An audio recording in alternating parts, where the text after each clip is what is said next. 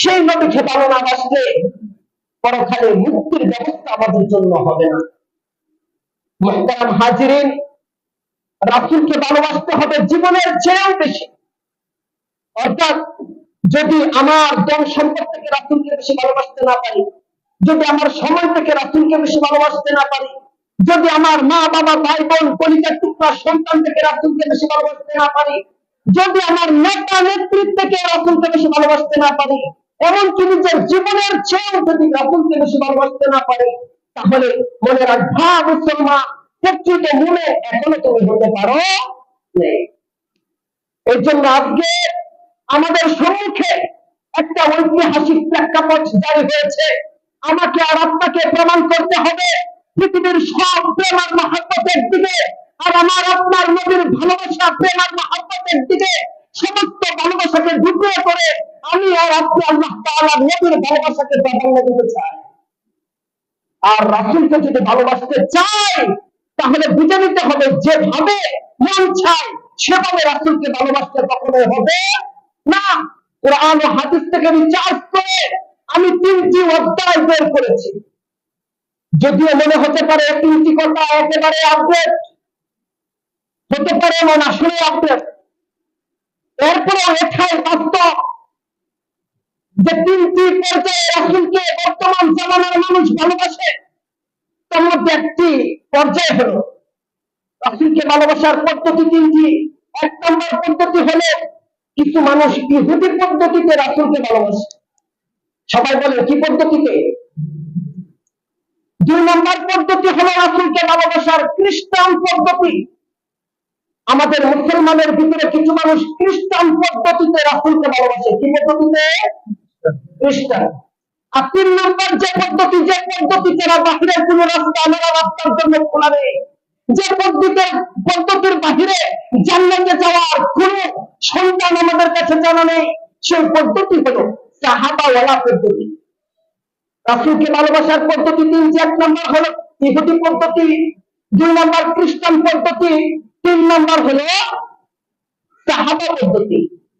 এই 3টি ব্যাখ্যা যদি দিই, তাহলে আপনারা স্পষ্টভাবে বুঝতে পারবেন যে কারা কোন পদ্ধতিতে রাসূলকে ভালোবাসতেছে। আসুন ইহুদি পদ্ধতিতে রাসূলকে ভালোবাসার নমুনা কি, খ্রিস্টানকে এটা জেনে নেই। ইহুদি সম্প্রদায়ের যুগে, ইহুদি সম্প্রদায়ের ভিতরে আল্লাহ পাক রব্বুল আলামিন হযরত মুসা আলাইহিস সালামকে পাঠিয়েছিলেন।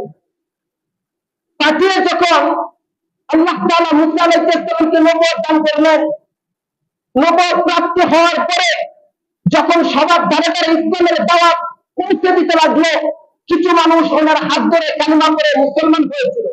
যারা ওনার উম্মত ছিল তাদেরকে একদিন ডেকে এনে বলতেছেন, ও আমার সম্প্রদায়, ও আমার কওম, ও আমার উম্মত, শোনো, আল্লাহ তাআলার তরফ থেকে নির্দেশিকা জারি হয়েছে।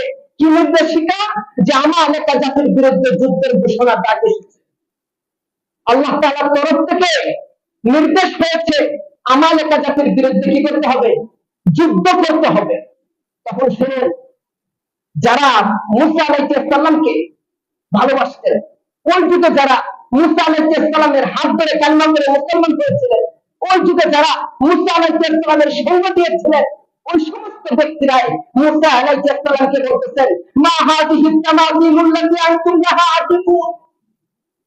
ও নবী, যুদ্ধ করেন আপনি, ও নবী, রক্ত দেন আপনি, ও নবী, যত সংগ্রাম করা লাগে আপনি করেন।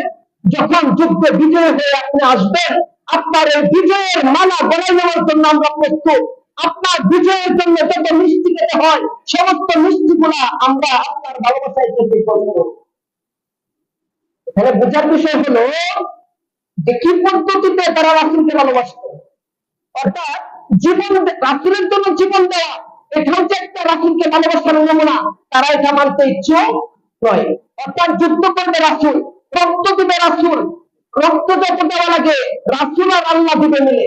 তখন তারা এটা বলেছিল, যত রক্ত লাগে আর আপনার আল্লাহ আপনি দেন, যত যুদ্ধ করা লাগে আপনি করেন আর আপনার আল্লাহকে নিয়ে করেন, যত সংগ্রাম করা লাগে আমালেকা জাতির বিরুদ্ধে আপনার আল্লাহকে নিয়ে আপনি করতে থাকেন। যখন সংগ্রাম করে বিজয়ী হয়ে আপনি ফিরে আসবেন, আপনাকে ভালোবেসে যত মালা গলায় নেওয়া লাগে, লাল লাল মালা, হলুদ মালা, রঙিন মালা, সমস্ত মালাগুলো আপনার মহব্বতে আমরা গলায় নেব। যত মিষ্টি খাওয়া লাগে সমস্ত মিষ্টিগুলো আপনার মহব্বতে আমরা খেয়ে নেব। আজকে আমাদের সমাজে, এই বাংলাদেশে এক শ্রেণীর ব্যক্তিত্ব তৈরি হয়েছে, একটা গ্রুপ তৈরি হয়েছে, যারা আশিকে রাসূল দাবি করে নিজেদেরকে। অথচ রাসূলকে যখন ইহুদি খ্রিস্টানের গোষ্ঠীরা বিভিন্ন ভাবে দ্বন্দ্ব করে, রাসূলের সুন্নাহ নিয়ে কটূক্তি করে, স্বয়ং রাসূলের বিবিগণ অন্যজনদেরকে নিয়ে কটূক্তি করে, তখন তাদের আশিকে রাসূলের নমুনা দেখা যায় না। তাদের আশিকে রাসূলের নমুনা তখনই দেখা যায় যখন 12 রবিউল আউয়াল আসে, তখন রাস্তাঘাটে ঘুরে আর রাসূলের প্রেম ও মহব্বতের কারণে তারা মিষ্টি খাওয়া সুন্নাত আদায় করে। তো শুধু খালি মিষ্টি খাওয়ার জন্য রাসূলকে ভালোবাসতে হবে? কথা বলে না, হবে? শুধু খালি ফুলের মালা নিয়ে রাসূলকে ভালোবাসতে হবে? এইভাবে যদি রাসূলকে ভালোবাসা হয়, তাহলে এই ভালোবাসা কার নমুনা? ইহুদিদের নমুনা। আর একটা নমুনা হলো খ্রিস্টান পদ্ধতি রাসূলকে ভালোবাসা। খ্রিস্টানরা কিভাবে রাসূলকে ভালোবাসে? মুহতারাম হাজিরিন, খ্রিস্টানরা একটা বর্ষগণনার সূচনা করেছে।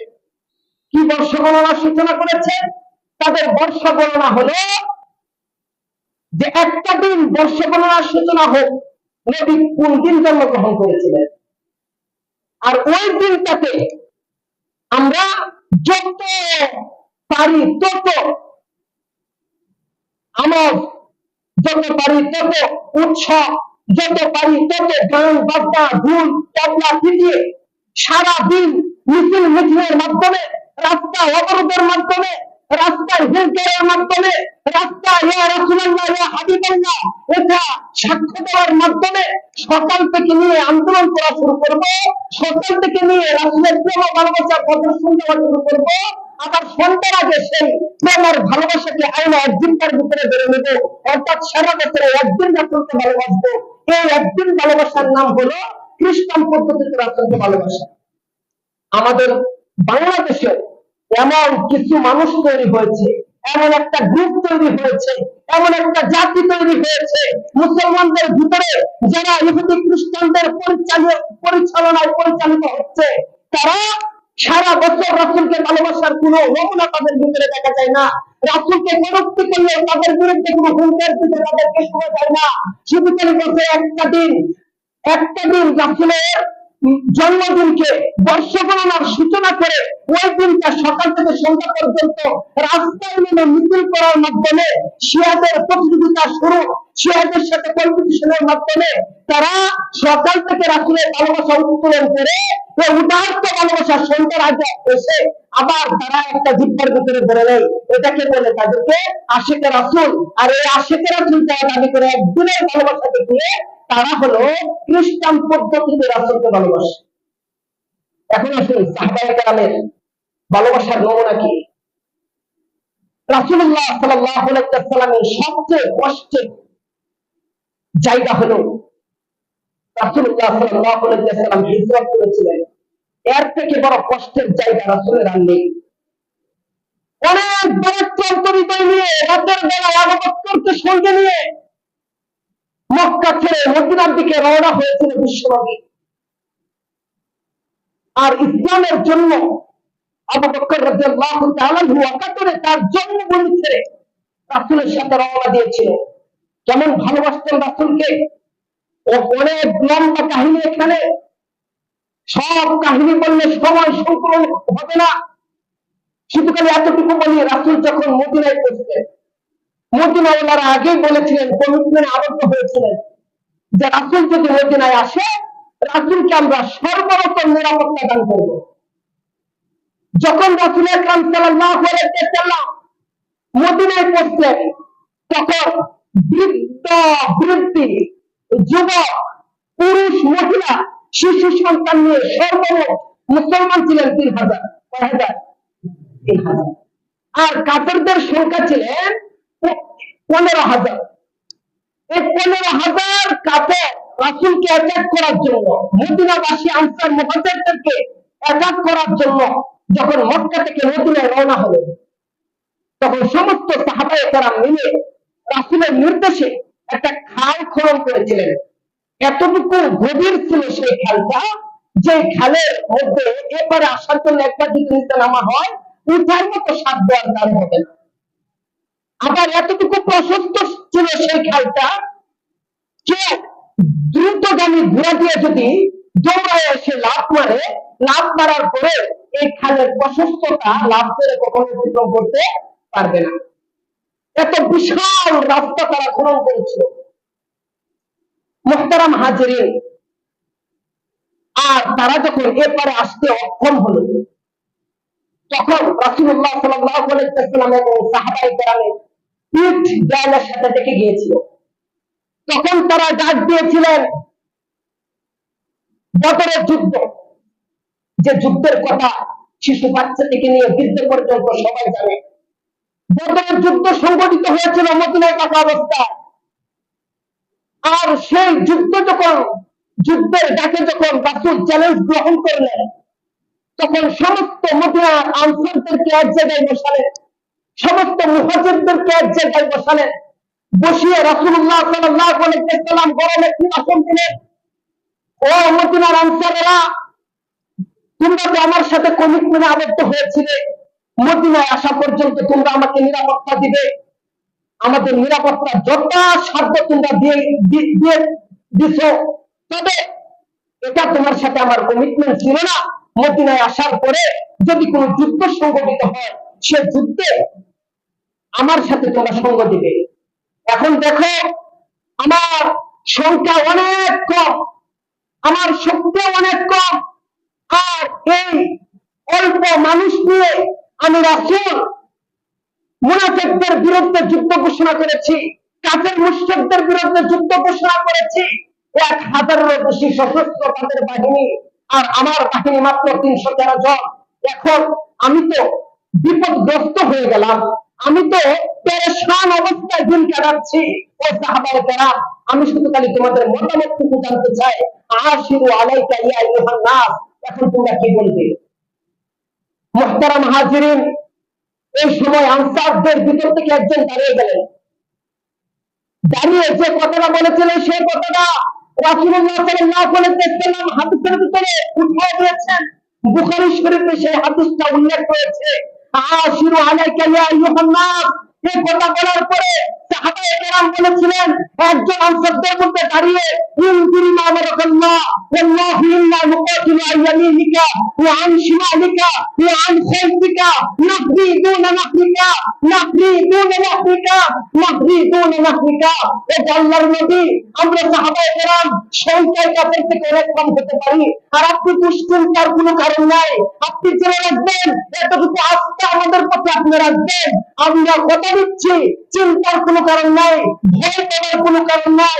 আমরা সাহাবায়ে কেরাম আপনার সামনে, পিছনে, ডানে বামে, উপরে নিচে, চতুর্দিক দিয়ে এমন ভাবে আপনাকে বেষ্টন করে রাখবো, যত কঠিন তীরে আপনার দিকে নিক্ষেপ করুক না কেন, আমাদের উন্মুক্ত বুক আপনার সম্মুখে তুলে দিয়ে সেই তীরকে আমাদের বুকে ধারণ করবো। এরপর আপনার গায়ে একটা ফুলের কাজ লাগবে দিব না। এবার বুঝেন সাহাবায়ে কেরাম রাসূলকে কেমন ভালোবাসতেন, সাহাবায়ে কেরাম রাসূলকে কেমন ভালোবাসতেন, বাইরে অফ করেন। তো আমাদের ভালোবাসার পদ্ধতি কয়টি? 3টি। 1 নম্বর পদ্ধতি কি? ইহুদি পদ্ধতিতে রাসূলকে ভালোবাসা। 2 নম্বর হলো খ্রিস্টান পদ্ধতি। 3 নম্বর হলো কি? সাহাবা পদ্ধতি। তো আজকে এই জামানায় এসে এটাই বলা যায়, আমাদের জামানায় বাংলাদেশে প্রায় 40% মানুষ ইহুদি খ্রিস্টানদের পদ্ধতিতে রাসূলকে ভালোবাসতেছে। আর এইদিকে ঘাতিত করার জন্য অনেক গ্রুপ বাংলাদেশে সৃষ্টি হয়েছে। কেউ কোরআন মানে না, কেউ শুধু হাদিস মানে, কেউ হাদিস মানে না, শুধু কোরআন মানে। আমি আজকে স্পষ্টভাবে আপনাদের সম্মুখে বলে দিতে চাই, কিশোরগঞ্জের সন্তান আমি। যদিও থানা ভিন্ন হতে পারে, জেলা একটাই আমাদের। এমন ভাবে ইসলাম ভক্ত মানুষদেরকে সরলা অবলাপে তাদেরকে তাদের বেরসের মাধ্যমে তাদেরকে বিভিন্ন ভাবে বিভ্রান্ত করে ইসলাম থেকে ডাইভার্ট করে জান্নাতের পথ থেকে সরিয়ে জাহান্নামের পথে পরিচালিত করতে চায় এক ধরনের ইসলাম বিরোধী শক্তি। এই জন্য আপনাদের মনে রাখতে হবে, অনেক সিস্টেম বাংলাদেশে চালু হতে পারে, কিন্তু আমাদের তিনটা সিস্টেম লাগবে। রাসূলকে ভালোবাসতে হলে, আল্লাহর ভালোবাসা পেতে হলে, জান্নাতে যেতে হলে। শুধু খালি হাদিস দ্বারা সঠিক ইসলামের ভিতরে ঢুকতে আপনি পারবেন না। শুধু কোরআন পড়ার মাধ্যমে সঠিক ইসলাম আপনি খুঁজে পাবেন না। হাদিস কোরআন যেমন লাগবে, সাথে সাথে লাগবে সাহাবীওয়ালা প্র্যাকটিক্যাল নমুনা। হাদিস কোরআনের সাথে সাথে সাহাবাওয়ালা প্র্যাকটিক্যাল নমুনা। এই প্র্যাকটিক্যাল নমুনাটা যদি আপনার ভিতরে না থাকে, তাহলে ইসলামের ভিতরে ঢুকতে পারেন যে কোনো সময় আপনাকে শয়তান ইসলাম থেকে উড়িয়ে বঙ্গোপসাগরে ভাসিয়ে দিতে পারে। যদি আপনি ইসলামের ভিতরে টিকে থাকতে চান, তাহলে তিনটা জিনিস লাগবে। এক নম্বর কোরআন, দুই নম্বর হাদিস এবং সুন্নাহ, তিন নম্বর হলো সাহাবায়ে কেরামের প্র্যাকটিক্যাল নমুনা। এই তিনটা থেকে একটা যদি আপনার কম হয়, তাহলে বুঝতে পারবেন মনসুরি মাকসুদ পর্যন্ত আপনার পৌঁছা কখনোই সম্ভব হবে না। তো আজকে এই জুমআর মজলিস থেকে কোন এবং প্রতিজ্ঞা করতে হবে যে আমাদের ভালোবাসা রাসূলের প্রতি যদি হয়, তাহলে সাহাবীদের পদ্ধতিতে আমরা রাসূলকে ভালোবাসবো। ঠিক না বলেন? কোন ইহুদি পদ্ধতিতে রাসূলকে আমরা ভালোবাসতে পারবো? খ্রিস্টান পদ্ধতিতে রাসূলকে আমরা ভালোবাসতে পারবো? তার পদ্ধতিতে ভালোবাসতে হবে। মা আনা আলাইহি ওয়া আসহাবি, সাহাবায়ে কেরাম রাসূলকে যেভাবে ভালোবেসেছেন, ঠিক সেভাবে আমাদের রাসূলকে ভালোবাসতে হবে। আল্লাহ তাআলা আমাদের সকলকে সাহাবাওয়ালা পদ্ধতিতে বিশ্বনবীকে ভালোবাসার তৌফিক দান করুন। সকলে বলে আমিন। আর আগামী জুমা থেকে ইনশাআল্লাহ মুহররমের কি ঘটেছিল, মুহররমের 10 তারিখ কি ঘটেছিল, মুহররমের যে কিছু ইবাদত রয়েছে, এগুলা কি হুসাইন রাদিয়াল্লাহু তাআলা যে মুহররমে শাহাদাত বরণ করেছেন, সে মুহররম থেকে শুরু হয়েছিল নাকি আরো অনেক আগ থেকে শুরু হয়েছিল আল্লাহ তাআলার নির্দেশে, সে নিয়ে বিস্তারিত আলোচনা হবে ইনশাআল্লাহ। আল্লাহ তাআলা আমাদের সকলকে আজানের সাথে সাথে মসজিদে আসার তৌফিক দান করুন।